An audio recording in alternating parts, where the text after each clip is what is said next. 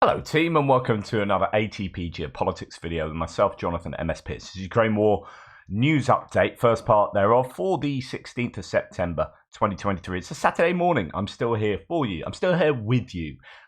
That's how cool I am. Or something. Right, let's go to where we normally start. All the caveats apply to the Ukrainian General Staff figures for the Russian losses for the day before. You can find the caveats in the description below. What do the figures say and what do they suggest? Well, the first thing of note is that there is a drop in stats here for personnel lost and tanks lost for the day before. 350 personnel lost is a couple of hundred at least lower than it was yesterday, and we were up to over 600 a couple of days ago. So that is the first thing to note. 4 tanks is less than we've seen. 10 armoured personnel vehicles is somewhat less than we have seen on average over the last couple of weeks. And 16 artillery systems is also a smaller number. This could just be a case of there not being too many places on the front line where there's a huge amount of activity. We have seen Andriivka and Klishchiivka, Russians being flushed out of those settlements, and in moving back, they might not be losing as many troops as the Ukrainians have gone about yesterday, kind of securing those settlements, so it's not the attritional battle there. The high number for the day before could well have been, or the higher number could well have been, because of the activity around Andriivka. We've seen that it was surrounded and they took quite a lot of losses, the Russians. But you go down to the south, and I don't think there's an awful lot of grand scale military maneuvers from the Ukrainians. I think there are smaller attacks. I think Robotina is of course attritional. There's quite a lot going on there, but I wonder whether that's becoming somewhat positional as well. So that could explain that. 16 artillery systems. The Ukrainians have done such a good job of attriting the Russians over the last few months really, that I'm just amazed that the Russians have got any artillery left at all. I think it talks to this idea that the Russians just have a phenomenal amount of artillery, that they can take these attritional statistics on a daily basis and still have artillery left. They just started with an absolute bucket load of howitzers and whatnot. 24 drones, that might well be from the night before last night rather than last night. Don't know of any drone attacks last night. 32 vehicles and fuel tanks. There's a lot of civilian and logistics vehicles that have been attrited, actually on both sides. We'll look at Andrew Perpetua's statistics in a minute.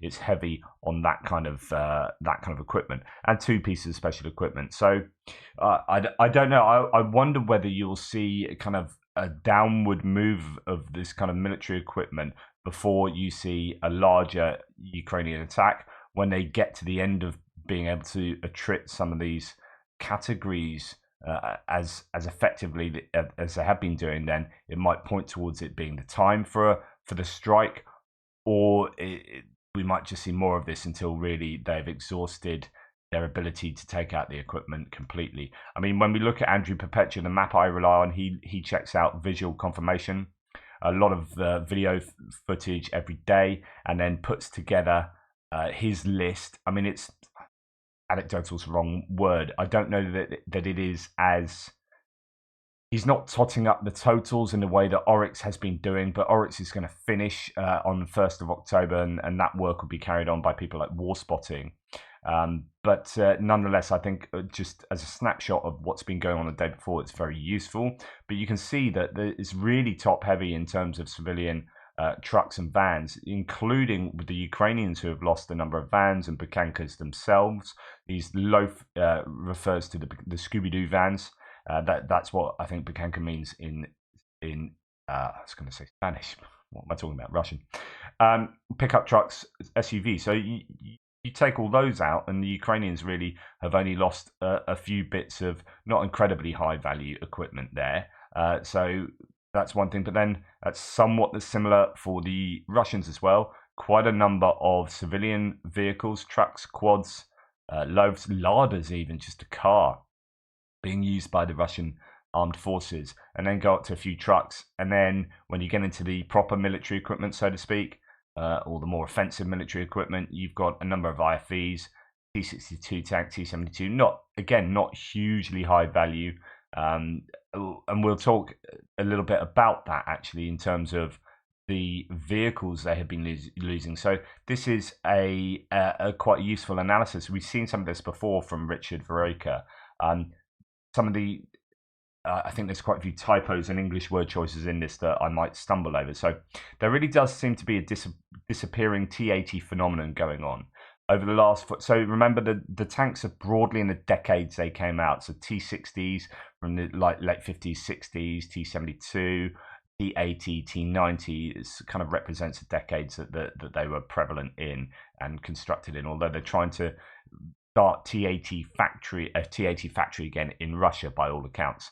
There really does seem to be, and that's when they were started, but it doesn't mean that they're only from that decade, because they then put new variants of these out as well. So you get T90M, for example, is the most recent Russian tank. T14 Armata aside, but although the core to the vehicle was from the 90s, it's actually a modern tank. There really does seem to be a disappearing T80 phenomenon going on over the last 4 months. T80s as a percentage of each month's losses have been June 64%, 64.4%, July 52%, August 46%, and September so far 24% of losses. So a real drop in T80 numbers. So T80 here is the blue, and we can see that his claim is that gap, or the proportion of total losses, is somewhat smaller now, and that's a significant statistic. So he says, I know it could be a statistical anomaly, but it also might not be. Russia's regenerated a lot of T80s. Look how it went from almost nothing at the start to well over half. Could they've run out of T80s that can be brought back from storage, or at least run out of easily refurbished ones, so the supply is now much slower? I think that's worth thinking about. Same information broken down a touch more, so you can go and check out Richard Varroka and all the data he looks at. This is possibly fairly interesting. So T90 losses, I group them into quarters because of the lack of number of data points. Data table and more graphs are below here. But when we look at the T90M, which is the most recent type, we're starting to see lows. And I talked about how Oryx has 40 odd recorded losses. So there's definitely confirmed losses of T90s. There will be more than that, and that represents 40% of the T90M. 40% of the entire T90M fleet has been lost, at least. So you're probably thinking maybe somewhere between 50 and 60%. Who knows, could be more. But we've seen these being used very sparingly at the beginning of the war, and I commented on that much earlier in the war, saying that they're not committing their better tanks. They're committing their older tanks. Obviously, they don't have too many T90Ms, for example, but I think it suggested a cautious approach. But now we're seeing more and more of these T90Ms being destroyed as a total of the T90 tanks, and I just think that signifies, again, like with the T80s, that they are running out of tanks. They're having to use T90Ms. Their best tank, the most recent tank, arguably their best tank, but I think all the signs are the Russians are running low, and it's not looking good for stocks of tanks. Right, and it could also say something to why there are fewer tanks being blown up at certain points. So there just aren't the number of tanks that there were, much earlier in this conflict. Right, it's now confirmed that the commander of the Russian 247th Guards Air Assault Regiment of the 7th Guards Air Assault Division, Lieutenant Colonel Vasily Popov, was killed in Ukraine. He's the second commanding officer of the 247th killed in combat since the full-scale Russian invasion of Ukraine. So that is a big loss. We heard around Andriivka that the Russians lost some high-value that 3 commanders, chief of intelligence, bunch of officers, and most of their troops in Andriivka. It was a huge loss of the 72nd there. So yeah, the Russians are taking some losses. Here is just as an example. I mean, I'm not going to show you this because I'll probably get demonetized, but all the links in the description below. This is a 1 minute 22 video of FPV drones destroying Russian equipment, and it's just, there's a lot of high value equipment being blown up here, a lot of tanks being blown up, and we have seen high numbers in the tanks and APVs columns for a good couple of weeks. FPV drones are really becoming, or they really have become, an effective component of the Ukrainian war machine, and they are consistently taking out an awful lot of equipment. They are essentially high volume, low cost pieces of kit, and that is a real challenge. It's also a challenge for the Ukrainians. The Russians have also upped their usage of first-person view drones as well. Someone asked me in the live stream yesterday, if you haven't seen the live stream, go and check that out. So yeah, someone was asking me, how is there partisan activity behind the lines for the Ukrainians? Plenty of evidence of very active partisans all over, really, the occupied territories of Ukraine. Partisans blew up 2 trucks, apparently, of the Russian occupiers in Henichesk. The Henichesk, to remind you, is that access point to Crimea. There's the town of Henichesk, where the Arabat Spit starts as well. There's a number of bridges there. The Arabat Spit is now, you're only allowed to beyond that if you are Russian military. So they've closed that down to the Russian public. That means that they are using it as a logistics line route from sort of, I guess, from the Kerch Bridge really to Zaporizhia, even though it's not a very good logistics route at all along that sand spit. But it just shows how desperate they are, with the Chonhar bridges being hammered, and Armyansk as well area, Krasnoperekropsk being hammered as well, and being less efficient too. Anyway, so that is the news of some partisan activity there.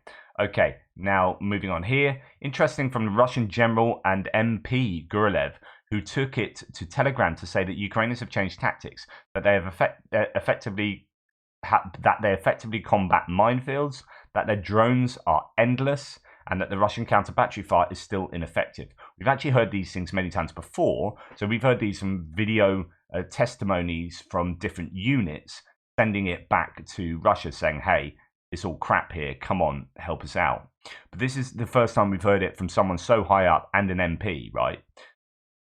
It's curious to hear it from a top-level official who decided to share this over 3 months after the start of the counter-offensive, indicating that things are worsening. So this is an important, I think, again, testimony here. So I'm going to read it to you because it is that important.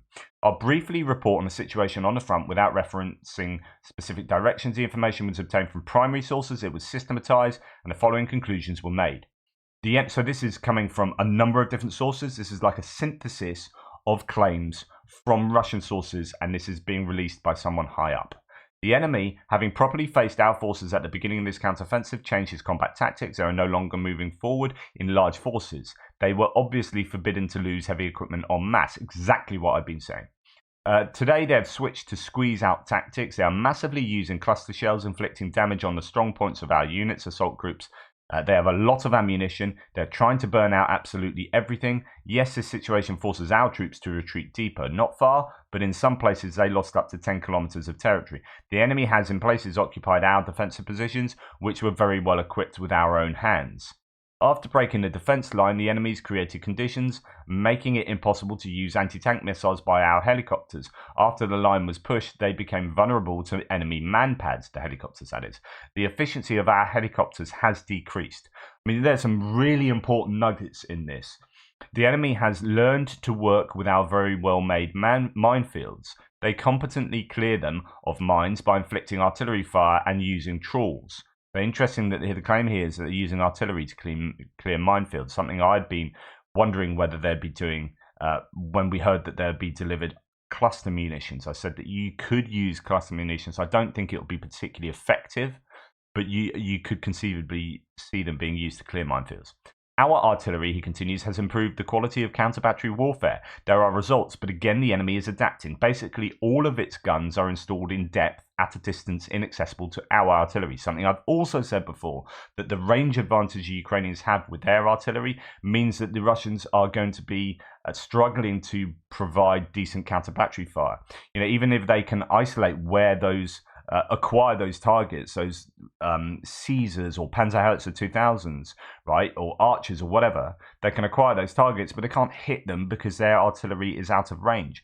The Russian artillery is struggling in terms of hitting what you would expect of their range anyway. Not only do they not have the on-paper range that these newer bits of NATO kit have, but they are struggling to get the on-paper range out of their artillery, possibly due to the wearing of the barrels. They've been consistently used for months and months, for over a year, arguably. And if they're not replacing those barrels or maintaining those barrels to sufficient levels, then you won't get the accuracy and you won't get the range out of them. So an estimated 2 artillery brigades were concentrated in the hottest directions, not counting the artillery of local brigades. We burned a lot of their towed artillery. They switched to using self-propelled guns. Our people say it is very difficult, almost impossible to catch them. After the second aimed shot, they move and change positions. Shoot and scoot. You use that effectively. You can't be hit with counter battery. You have to rely on roaming Lancet drones in order to try and take them out. And we've seen over the course of the war that Lancet drones have become their counter battery fire method. But it's not a great method. There's a real variability in the success of Lancets. Some of them just bounce off, miss. Apparently, they're very hard to. Andrew Perpetua had a good segment on this in one of his recent live streams, talking about how difficult Lancets are to control, and actually they drift quite a lot. The nature of how their wings are designed and that X shape, basically they can drift, and they also have like maybe a fisheye lens. So the operators can find it really difficult to work out distances, and that's why you do see an awful lot of Lancet drones just fly into trees and miss or bounce off by hitting ineffective parts of the target, because actually they're just really difficult to control.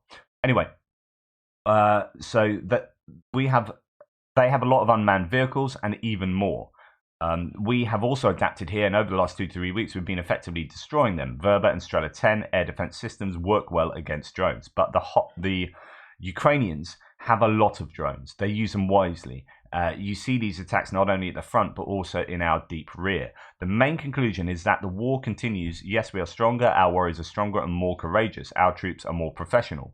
We endure, we adapt, we win. We have already destroyed a lot of the enemy's manpower, but it is foolish to deny that today NATO is fighting against us with all its advanced technologies. We will win in any case, but victory is separated from us only by one serious problem of ours: lies. Lies, there is less of it than there was at the beginning of the SMO, but it is there. There are at different levels. They talk about it in the troops. False reports, unfortunately, lead to poor decisions at many levels. I've talked about this many times. Garbage in, garbage out. And if you are having this systematic method of Varanyo throughout your ranks, where you lie to your boss knows you're lying, you know you're lying, he knows that you're lying, blah blah blah, but you do it anyway, and then he lies to his boss, and then you've got all this kind of nonsense going up the hierarchy, then at some point many points people are making decisions based on rubbish intel and lies, and you make bad decisions, you have bad outcomes. So there you go. False reports, unfortunately, lead to poor decisions at many levels. This is there. Let's acknowledge it. This is there. So lies are there. Let's acknowledge it and fight it. Otherwise, there will be trouble. Absolutely. And that's the chap who's just said all that. I mean, that's a really, really important set of observations there. All right. Just from Intel Schizo, looking at Andrew Perpetua's loss list, just here only looking at the Russian losses over the past few days, just makes the observation that, so who wants to tell who wants to go and delve into the bunker and let the Tsar know that in the last 72 hours he has had what is this, 605 billion US dollars worth of equipment lost. I mean, gee whiz, it's just insane amount of stuff they lost when you take into account 2 vessels, and then there's also damage. I mean, you can add to that damage to other ships as well, and then S-400s, etc., etc. The main intelligence directorate of Ukraine receives about 170 applications for the surrender of Russian soldiers every day, says Yusov. They actually need a lot of soldiers to surrender as well, because they need to fill the exchange pot, because actually the Russians have more Ukrainian soldiers, possibly because they've got a lot of civilians as well. And, you know, they just go around nicking people, so to speak. So the Ukrainians have found that they actually need a lot more soldiers. Right, going on to Russia on fire, there's a massive fire last night in St. Petersburg. An entire shopping mall burnt down. Again, we can say it's an insurance job, but if it's an insurance job, it's likely because the economy is so screwed. Why is it so screwed? Because they've been at war for a year and a half. So these things are all connected to the war, most probably, invariably. It's a massive fire, as you can see there, taking place. That's a roaring fire. Large restaurant downtown St. Petersburg has combusted, as well on its way to becoming ashes. Oh, that says as a restaurant. I heard it was a shopping centre, so it could be a shopping centre with restaurant. I don't know, but that's a massive. I mean, it's too big to be just a single restaurant. That's a massive fire there, and that is burning big time. But it wasn't the only one. So a warehouse with electrical equipment caught fire in Rostov. That could be a strike. I don't know. And a massive fire happened in Samara in Russia, where a factory is on fire. There's lots of footage of this one. That's another massive fire for the Russians. Just wow. Every day stuff like that's happening. As I say, each one of those would be an annual occurrence in the UK, where we would be like, that'd be on the news for ages. And you've got 3 of them taking place in a day in Russia. Okay, Susplina reports that occupiers dropped a controlled bomb from a Su-34 aircraft in Novokakhovka. I reported on this yesterday, said the rumours are that it was a Russian aviation strike, probably with a FAB 500 or similar. It didn't reach the right bank and fell on a residential building. It's not the first time this has happened. I know Russians would be claiming this would be Ukrainians. Why Ukrainians waste this size of munition on somewhere like this? This looks very much like a Russian aviation strike. Might not be intentional, but this is the sort of thing that happens with these FAB 500s. They aren't always as precise as they might be, and we'll go on to talk about this in a little while with regard to things like Kinzhals. Nonetheless, this is a big problem. Now, this also fits into what we know that's going on the Dnipro River. I talked yesterday about a whole host of settlements along the right bank of the Dnipro, so that's the western bank of the Dnipro River, being told that they need to evacuate, mandatory evacuation. Not sure of the exact provenance of the claims of this, but it fits in. Not necessarily, I was talking about, it could be a sign that the Ukrainians are preparing to do an attack across the Dnipro if they're kind of evacuating some of these settlements. But actually, it fits more in line with and Andrew Perpetua talked about this on his live stream last night, the sheer volume of aviation strikes that are taking place here.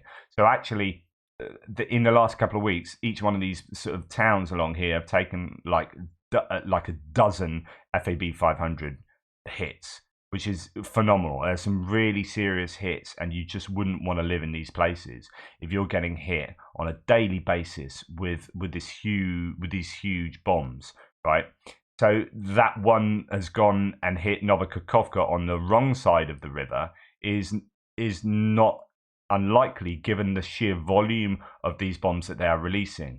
That kind of dud rate, or it's not a dud, it's one that's definitely gone off, but the kind of circle error probable, I guess, of these bombs will mean that statistically that's going to happen. So I'm certain that yes, it was a Russian bomb that hit their own settlement here, and that they are giving the Ukrainians a lot to think about on the other side of the river. Right, so that is that. Right, now talking about sorry, this is going back to the strikes on naval vessels yesterday, not just the ones that were in the dry docks, but actually a number of corvettes and patrol ships that were hit. A Sea Baby Neville drone has reportedly hit a Russian missile ship, Samum, Ukrainska Pravda, citing sources in Ukrainian security service said. Now, the Russians came out and denied this, and they said that they blew up the drone. So reportedly, the drone attacked the ship yesterday, and it hit the ship's rear right side with a large trim to the stern and a list to starboard. It was allegedly towed away for repairs. It is reported that an experimental drone was used for the attack. It is capable of working during a storm, hiding from detection behind high waves. During this special operation, the wave height reached 1.5 to 2 meters. Russian Defense Ministry yesterday reported an attempted attack on a Samum ship, but claimed it was unsuccessful. Samum is a ship of Project 1239. Sivuch is designed for reconnaissance, destruction of warships, covering landing forces and combating high-speed boats.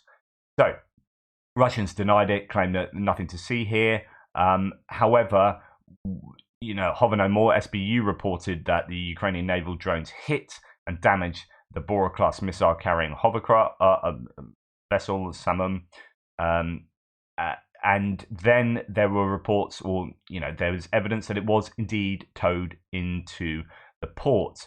The Ukrainian drone was so destroyed, the Samum had to be towed back to port. I mean, you might say that, well, let's look at this. So H.O. Sutton, who's a good naval expert, it says, appears to confirm that Samum was hit. Caution, though, that the Russian Navy often tows ships into ports, including these Bora-class missile boats. So that could just be normal, what normally happens. However, he then does go on to say that, however, the stern is low, supporting reports it was hit and damaged by a Ukrainian drone. So it does look like it is in a bit of trouble and it has been hit by a drone, which would then go back to just don't believe the Russians when they say unsuccessful attack, or at least, sometimes they are unsuccessful and sometimes they are successful, and the Russians are going to tell you all the time that they are unsuccessful. And it also, going back to the one that's hit in the dry dock, so the landing ship apparently is still on fire. So this is important. Imagery from today, this is obviously yesterday now, indicates that the Russian Raputia class PR-775 landing ship, the Minsk, is still burning over 2 days after being hit by a Ukrainian cruise missile. At least 4 hoses can be seen spraying water into the collapsed superstructure of the burning ship. So yeah, that I don't think that's going to be back in the Black Sea Fleet at all anytime soon. Now, I've reported in my breaking news update yesterday that Ramzan Kadyrov is reportedly in a critical condition, possibly in a coma. This is being reported by the Ukrainian Defense Intelligence, so it's not just an internet rumor that we have seen previously. We have heard previously that he has been ill on a number of occasions. In fact, I reported this possibly last year, and it might well have been true at that point, because what happened is he apparently killed his deputy prime minister, who was also his doctor, and the reports are that he buried him alive due to an accusation of the doctor poisoning him, and that would fit into what we had heard previously, that he had been unwell, possibly poisoned.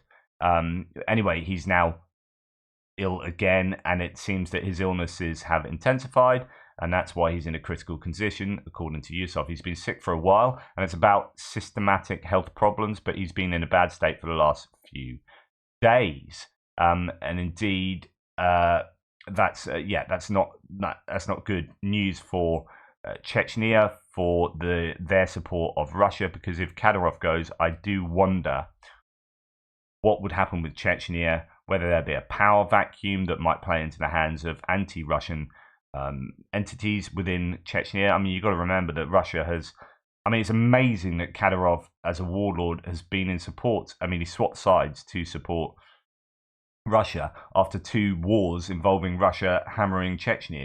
Why? Anyway, you can imagine that there would be a lot of sentiment inside Chechnya that would be anti-Russian that could come to the fore. Okay, just bad news for a handful of Putin's sycophants in Washington. There's other bits and pieces here I'm going through. Ukraine military is kicking some serious Russian ass, says Ron Nehring in response to this article. So this article in Business Insider talks about how the Ukraine's Air Force has gotten good at fighting on the run, and Russia's military can't catch up, according to a US general. So some of the top line claims about this, what do we have? That if you look at what Ukraine's doing right now, they very seldom will take off and land at the same airfield. They take off and then land at another airfield. General James Hecker, head of U.S. Air Forces in Europe, told reporters at the Air and Space Forces Association conference held in Washington, D.C. Because of that, they've had very few of their aircraft that have died on the ground. That is really important. Russia began the war with a larger and more advanced air force, including better radars, longer range missiles. A British assessment published in July said that despite losing 86 fixed-wing aircraft, Russia still has 96% of its fleet left. The thing about Russia is that they do have a big air force, a very big air force, that is hardly being touched, really. Certain categories like a Ka-52 attack helicopters has potentially maybe up to 50% of their fleet has been lost. I think that the bigger challenge for the Russians is not in terms of losing the fleet, but losing the expertise of pilots and crew if they are lost in losing their equipment. Nevertheless, it says that while Ukraine has lost 68 aircraft, which is not as many as the Russians, but that represents 78%. That represents 22% of its inventory. 78% is remaining. But the point is, they still have 78% remaining after a year and a half of war, and that is really significant. Now, so going back to the article, they're always changing it up, quite, and they're doing it inside the targeting cycle of Russia, Hecker said, referring to the process by which targets are identified, tracked, and struck, and it's been very successful. Timely and accurate targeting, especially against targets that can move, has been one of Russian Air Force's most notable shortcomings. So they struggle to acquire targets, especially ones that can move, and then hit those targets. And it reflects its general inability to conduct complex operations.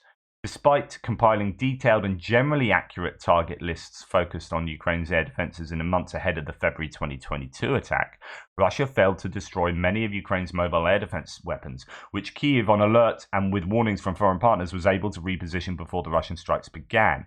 So it was a big failure at the beginning of the war to do really good and sustained suppression or destruction of enemy air defenses from a Russian point of view.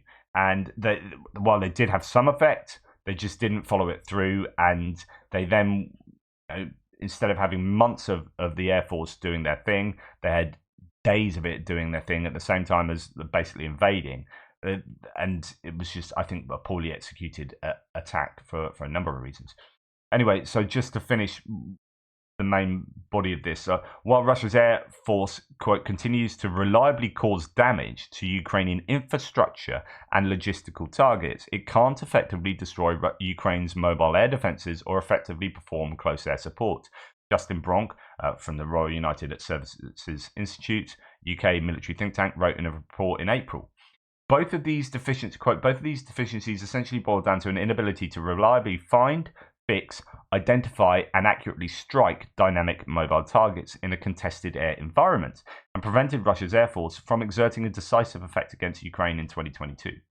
Dara Masako, a senior fellow at Carnegie Endowment for International Peace, attributed the Russian Air Force's targeting failings to, quote, structural reasons, including, quote, serious limitations in its intelligence, surveillance, and reconnaissance operations, both by aircraft and space-based assets. So I've done a whole video for you before on Russia's satellites being A, very old and not very good, B, past their sell-by date. There are satellites up there that are beyond their supposed life, really, in terms of tech and in terms of, is it still working? So there are these claims that while Ukraine has access to the best NATO can provide, and they can get resolution on satellite imagery that is absolutely brilliant, using commercial and military and governmental satellite systems, Russia doesn't have that. They have very few, very old, and possibly not even existing anymore satellites that can get them only, not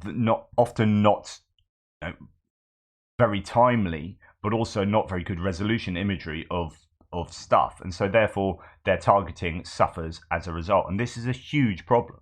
I've said, but I haven't talked about it for a long time, but I have said in many earlier videos that one of the biggest asymmetrical situations in this war is in terms of intelligence, and Ukraine have it at their fingertips, and Russia don't. And I think that is hamstringing the Russians, has done for a long time, and this is what this article is talking to. The Russian commanders have also, quote, made questionable targeting decisions on Ukrainian air bases from the start of the war, Masako, an expert on Russian military, said on a podcast in April. Masako cited Russia's claims that destroying more HIMARS launchers than Ukraine actually had as evidence of another deficiency. Quote, this goes back to Russian battle damage assessments, whether it's relying on pilots or relying on ground units to report accurately and honestly. This goes back to what your Russian MP and generals just been saying. Yeah, things are coming into the system that are junk and rattling around in Moscow and influencing their assessments. I think that, I mean, there's more to say. I think it's a really good and enlightening article there.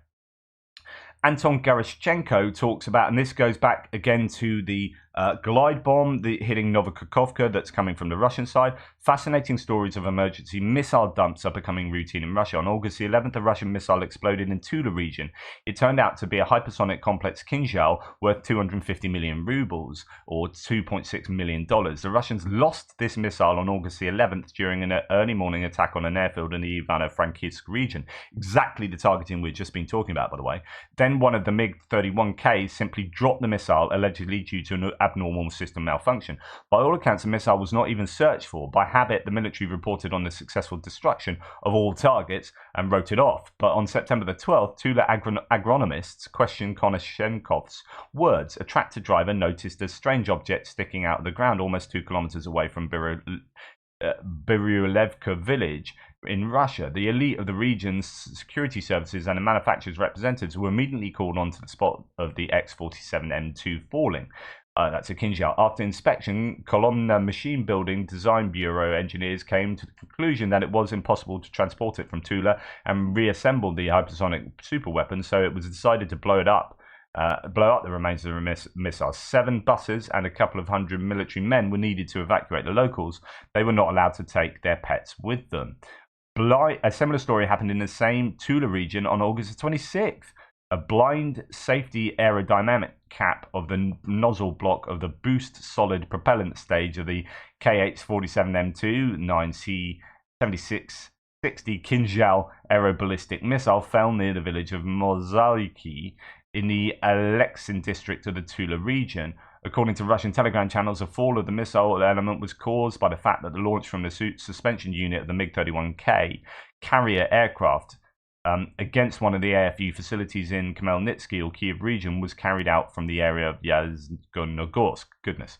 Russian citizens should think hard about what else may suddenly fall on their heads. Now, that's the image, I think, of the explosion of the Kinzhal. Now, this is to say that a number of times Kinzhal missiles, for example, and probably a good many other types of missiles, are either emergency offloaded or malfunction. But then the Russians don't report this. They report a completely successful attack where all their missiles find their targets. And it's another example of how they lie quite regularly. And yeah, and it comes back to bite them.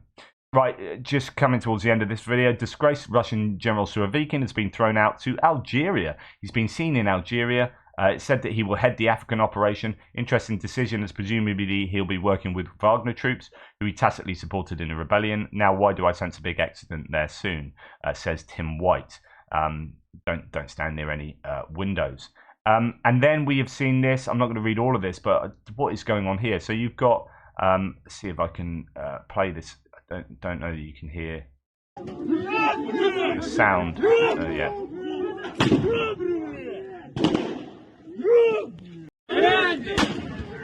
So what's going on here? We've got militias firing into the air. Well, actually, this appears that several dozen private security forces in camouflage seized the territory of the Dulisma oil company in the Irkutsk region. This is in Russia. In a video from the scene, they shoot in the air and knock company employees to the ground. The capture of Dulisma occurred at the beginning of the week.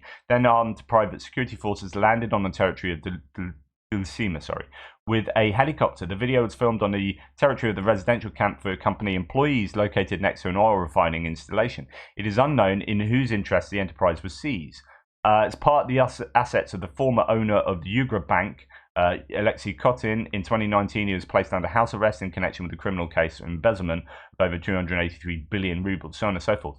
So don't know what's going on here. Last December in the Urals, a similar forceful seizure of Kotin's oil assets occurred with his company Kayum Oil. At the end of August, the Pravda URFO publication wrote that the private security company nicknamed Kotin's Fighters was preparing to return Kayum Oil to the banker's ownership, but instead 2 weeks later Kotin lost physical control over another company. So this looks like the way of the Russian government of seizing assets of people and bringing them to their own ownership. Imagine this happening in your country. Imagine this happening in the UK or the US, where you've got suddenly like a Shell installation is seized by militia. Like, well, it'd be absolute mayhem if that happened. But of course, this is just what happens in Russia. That appears to be more and more like a dictatorship. It's not a functioning democracy. It is just an authoritarian, I don't know, quasi-fascist state.